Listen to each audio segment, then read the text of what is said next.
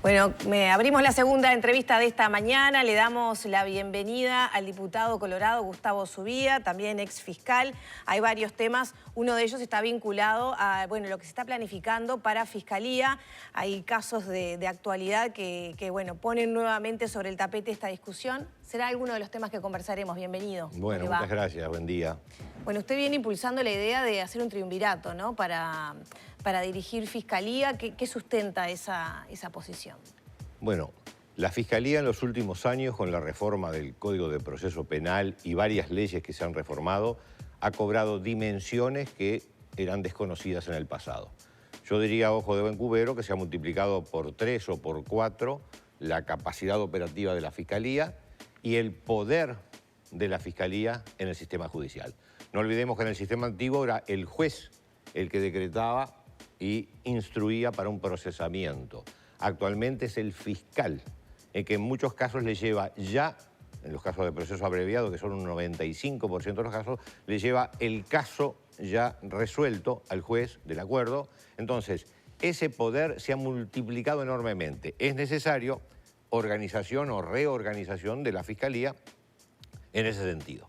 Después del presidente de la República, el fiscal de corte, a mi juicio, es la persona que concentra más poder en sus manos.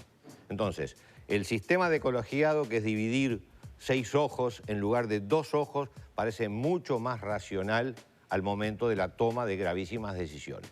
Ahora, le adelanto, yo presenté el proyecto conjuntamente con varios diputados del Partido Colorado en el 2020. Estamos a 2023. Se ha dejado pasar, el presidente no estaba de acuerdo, en este momento habría cambiado su opinión, pero fueron 3 años valiosísimos. En el Parlamento ¿Por qué todo cuesta proyecto... tanto ponerse de acuerdo con ese tema para ir por esa tríada o no? ¿Pero por qué cuesta tanto al sistema político? Quien tuvo dificultades en decir que sí fue el presidente, no fui yo. Así que es pregunta para el presidente. Yo le pregunto a usted, ¿por qué cuesta tanto? ¿Por qué ve usted que cuesta tanto ponerse de acuerdo? Y bueno, son opciones que hay que tomar, son decisiones. Yo creo que también hubo omisión del Poder Ejecutivo en no llenar este cargo, sea por triunvirato o sea por sistema unitario. Hay que llenarlo. Una vacante, un fiscal como es el doctor Gómez, que está en este momento en una situación provisional, no puede y no tiene la capacidad para echar para adelante con múltiples reformas por inconvenientes de funcionamiento que ha tenido la Fiscalía. ¿Por qué cuesta tanto? La pregunta no es a mí, que soy el que lo impulsé y realicé conjuntamente con otra gente que me ayudó, pero realicé el proyecto de ley. Fue quien dijo no. Yo pongo el ejemplo un poco risueño de, en un matrimonio, uno de los cónyuges invita al otro a salir a cenar a las 9 de la noche. El otro le dice no, por ahora no.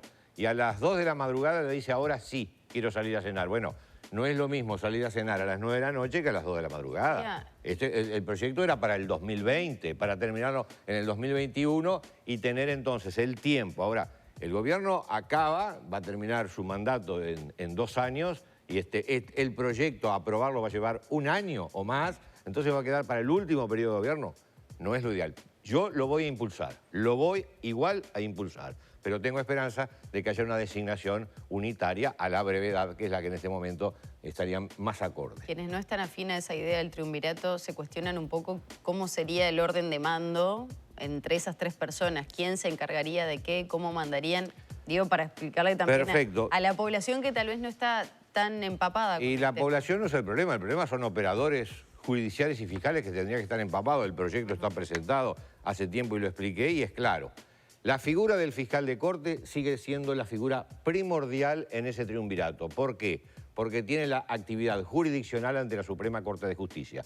En los recursos, sobre todo, que ustedes conocen, de inconstitucionalidad, que es muy importante. Así que la figura del fiscal de corte sigue como hasta ahora.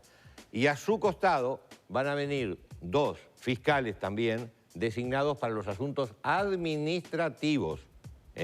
Por ejemplo, la Fiscalía de Corte ha tomado decisión de sumario y sanción a varios fiscales en estos últimos años. Fueron 4 casos, de los que yo conozco, pueden haber más, al contencioso administrativo, y el contencioso administrativo le dijo a la Fiscalía de Corte: no tiene usted la razón lo tienen los fiscales sancionados. Hubo 4 fiscales sancionados injustamente. ¿Por qué? Porque las decisiones pasaron solamente por una persona. La idea es entonces que al fiscal de corte se le sumen 2 fiscales más para la toma, repito, de decisiones administrativas. Y entonces vamos a tener un equipo colegiado para los asuntos administrativos, no para los asuntos jurisdiccionales que siguen siendo hegemonía de un fiscal solamente. Se ha señalado que esto de alguna manera es politizar la Fiscalía por la participación que van a tener los partidos políticos. Mire, la hipocresía humana llega... Sí, la hipocresía...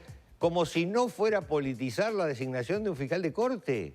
Los fiscales de corte siempre han sido designados bajo égidas políticas. Entonces, politizamos 1, está bien. Politizamos 3, está mal. Siempre, y yo lo digo en forma a propósito provocativa, lo hago con conciencia de que es provocativa, y digo lo siguiente: las designaciones de todos estos cargos importantes se hacen cambiando figuritas.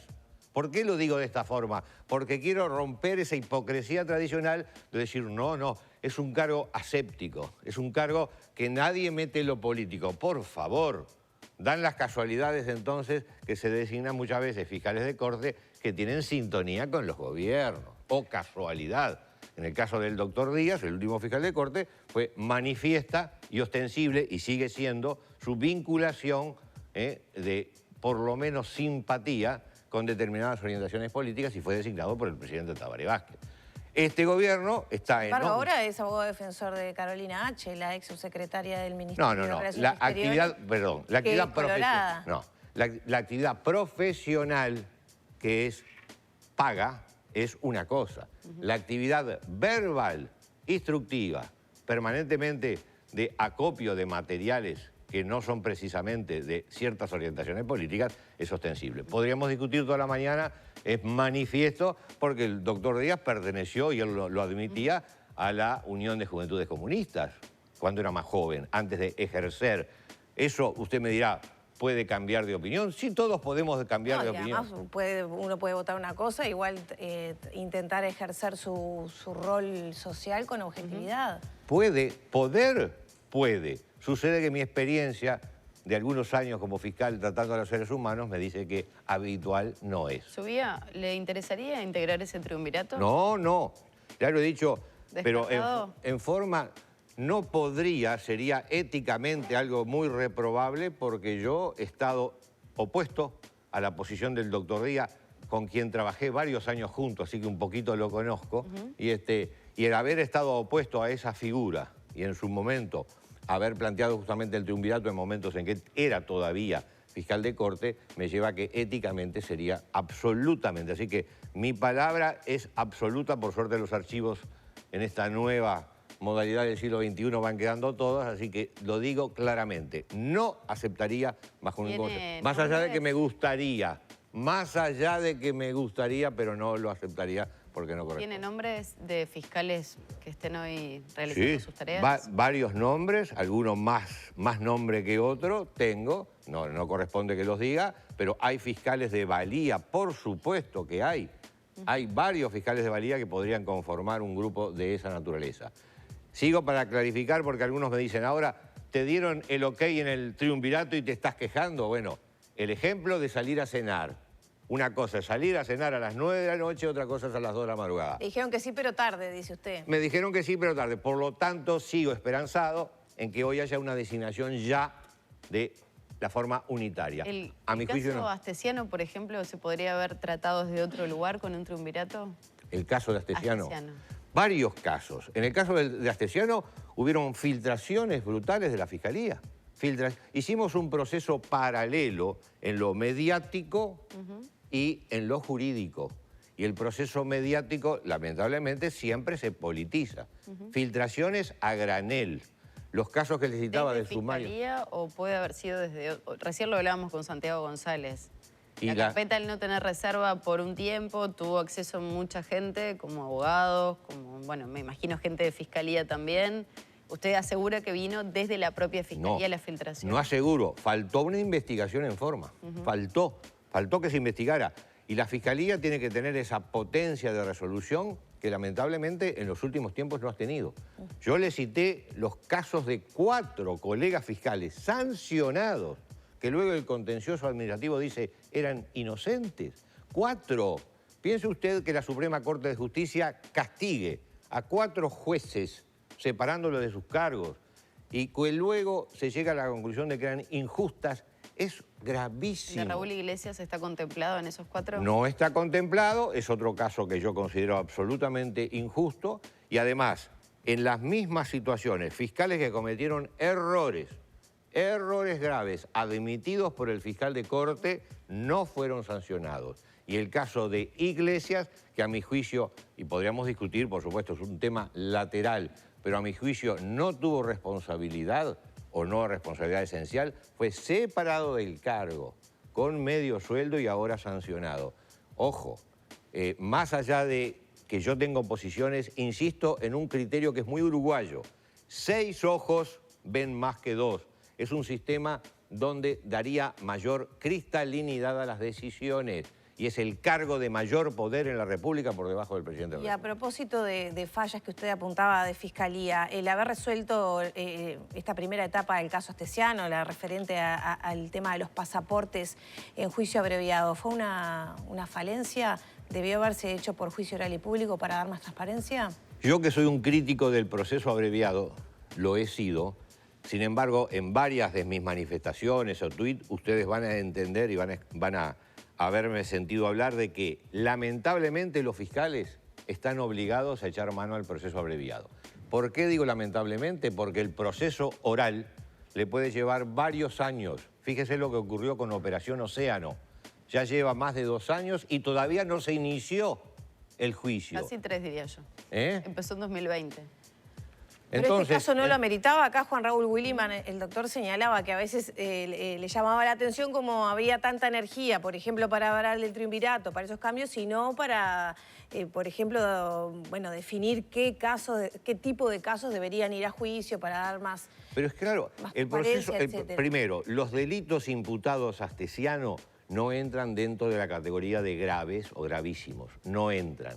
Son suposición de estado civil, tráfico de influencia, son delitos que si ustedes ven en el Código Penal, el castigo es mucho menor que delitos de otro tipo. Ni que hablar de rapiña, homicidio, para empezar.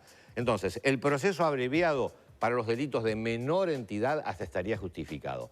Yo hubiera deseado, pero como deseo subjetivo, un proceso oral. Ahora, si el proceso oral me va a llevar 3 años o más, entonces es una locura. La fiscal cumple con el código que impulsó Díaz y que el Parlamento lo votó por unanimidad y que tiene cosas buenas y cosas espantosas, cumple con la legislación. Entonces, caerle a la fiscal porque cumplió con la legislación. Ahora, que yo hubiera preferido, me hubiera gustado más, que por qué se pone énfasis. Primero, en el tema del triunvirato, énfasis no se puso ninguno. 3 años esperando esto que escribí. Así que énfasis, ninguno. Ahora, Zubiel, la figura justamente de Astesiano, por la cercanía con el presidente de la República, por las personas que se mencionan en muchas de las charlas y toda la información que no quedó el tiempo suficiente porque eran enorme la cantidad que va por analizar de conversaciones, chats y demás.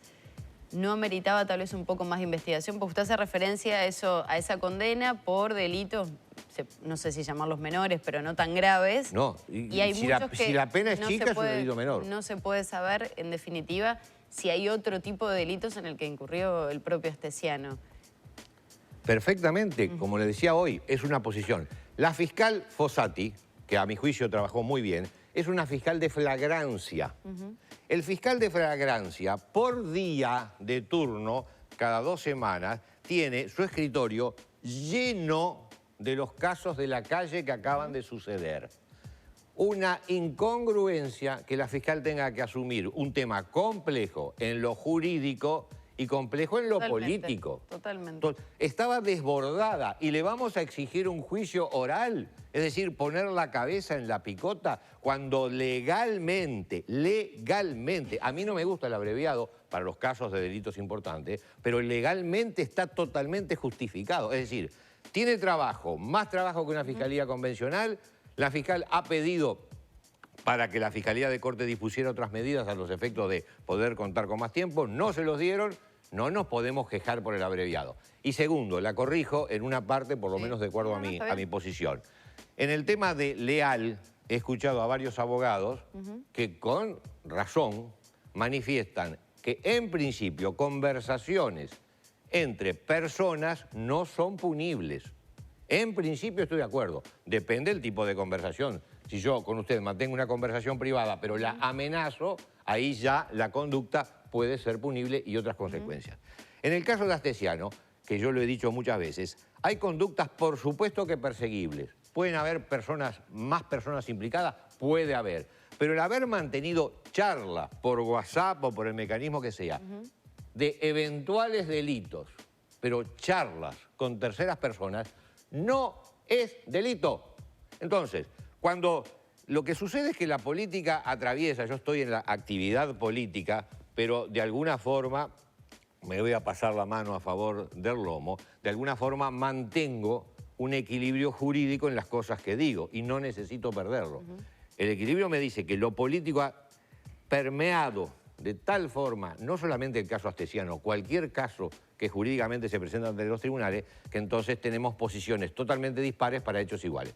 En definitiva, conversaciones de Astesiano con terceras personas, lo dice el artículo 7 del Código Penal, no son delitos, son conversaciones. Casos puede haber especiales, pero en principio no. Yo igual no dije en ningún momento, capaz que se interpretó eso, pero no lo dije. Lo que dije es que quedaba material todavía por analizar. Pero usted no lo ha dicho, pero permanentemente operadores políticos y a veces la prensa se ha encargado de decir que hay casos de espionaje. A ver, el caso de espionaje. Un fulano de otro país le transmitió a Astesiano interés en tener información. Eso, así transmitido, mientras este de acá no haya llegado a cometer actos ejecutivos, es decir, le haya puesto el micrófono, lo haya seguido, no es delito. Sin embargo... Pero sin embargo le llegaron $10.000, ¿no? Pero en la medida en que no hay actos ejecutivos, no se transforma en delito. El artículo 7 establece que usted y yo podemos conspirar para cometer delitos. Sí, pero si no se prueba que lo hicimos... Si no y sin embargo, en el caso Astesiano se daba como un hecho. En el caso Leal, obviamente por razones políticas, la conversación es de inocencia. Hace unos días Carrera decía que esa investigación sigue, que no se cerró del todo el tema presunto espionaje a Carrera y a Vergara.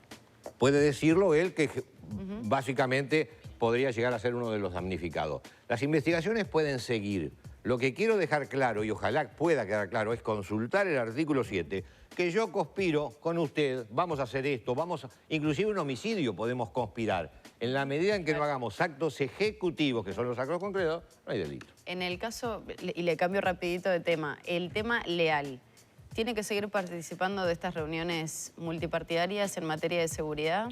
No sé, me voy a permitir una cierta ironía en el tema, como yo no he sido invitado, no puedo tener el gusto. ¿Le hubiera gustado entonces? ¿Debe haber sido invitado? Me parece que no es que me hubiera gustado, me parece que debería. En la LUC participé activamente, de puño y letra, en la redacción de múltiples artículos.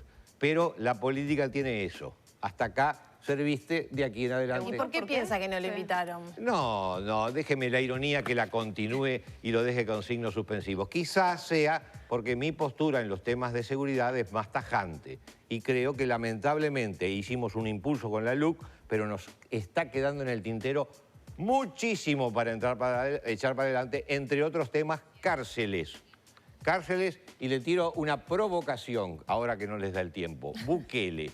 Me gustaría analizar, sin estar de acuerdo por Bukele, pero cómo se llega a eso. Se llega a eso por la inoperancia de un Estado en tratar a los reclusos en forma, y cuando nos vamos de mambo es que nos damos cuenta. Las cárceles uruguayas están funcionando muy mal y son usina de delito. Muchas gracias, Ubía. Se nos terminó el tiempo. Sí, tenemos muchas más preguntas, pero bueno, será para otra entrevista. Cerramos por aquí entonces la charla con el diputado colorado Gustavo Subía. Son las 9 de la mañana, 44 minutos. Nos está convocando Vero con el móvil.